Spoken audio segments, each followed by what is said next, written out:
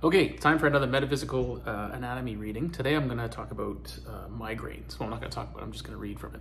But I'll remind those that have watched some of my other videos before, this book is very, very powerful.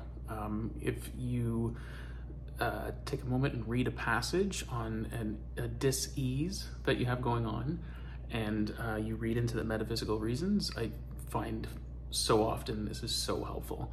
And reading it can be difficult, especially when you have a migraine. So part of the reason I'm recording it is that someone with a migraine can listen to this with their eyes closed and just hear what's going on and, see what that message tells you, because it might help to take off a layer of that dis-ease.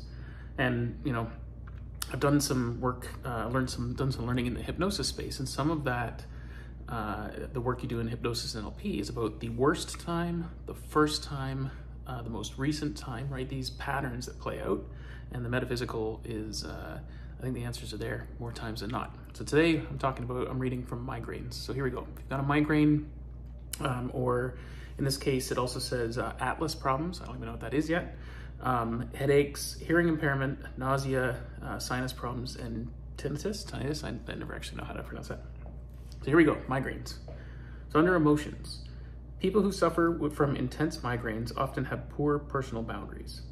You don't know when to say yes and when to say no. You often end up saying yes when actually you want to say no. You end up in conflicting circumstances that you cannot escape from. You always feel, should I stay or should I go? You sabotage your ability to express clear boundaries. This makes you feel resentful toward yourself, your circumstances, and the people who are taking advantage of you. You often overwhelm yourself by having too much to do. You have many unspoken words. There seems to be a need to be heard and to be acknowledged. The migraine often benefits you because it allows you to say no and express your boundaries. The migraine can sometimes be used as an excuse to get out of situations where you would have given important questions to ask, such as, what would you have to do or deal with if the migraine stopped?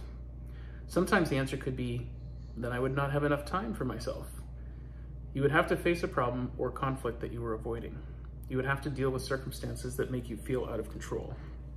Another question to ask is, what am I trying to push out of my life? You are stuck in circumstances where you have suppressed the ability to stand strong within yourself. You feel under tremendous stress to perform and please others.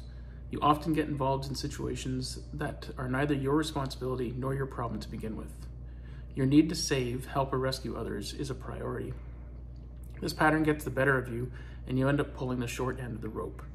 This only makes you feel bitter, unsupported, angry, or resentful. You're placing yourself under tremendous stress and pressure. You experienced a great deal of pressure and high expectations during childhood. You often feel irritated and frustrated by everything and everyone. All of your problems are magnified and seem bigger than life itself. So under key points, what conflict do you have in your current life? How does that make you feel? When did the migraine start? What was happening in your life shortly before the migraine started? Explore this further. Place your hand where the migraine is and try to feel what the block is. What message is the migraine sending? Always explore the birth trauma and see the birth section. Was there head trauma or extreme pressure along with how your mother felt at the time of giving birth? How did you feel during birth? Maybe tough to do, but hey, worthy of exploration. How does it benefit you to prioritize other people's needs before yours? The more you give of yourself, the more you are loved. This comes from a childhood where you were only rewarded with attention and affection when you would do things for the parent, teacher, or caretaker.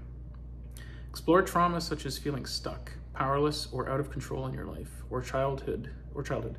Explore fertilization for these key points. Do people respect your boundaries when you say no? If not, then how does that make you feel? Explore the amniotic sac in water. How does it feel? What color is it? The color should appear as a bright white light liquid. Can any toxicity be sensed in it? If yes, how did this make you feel? Obviously, birth trauma is going to be difficult to look into, but what in your life has consumed your energy and ability to cope? And finally, self-created pressure.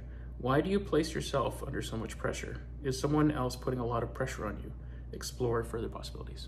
I hope that helps someone relieve their migraine. If not this time, repeatedly. Have a great day. See you. Bye.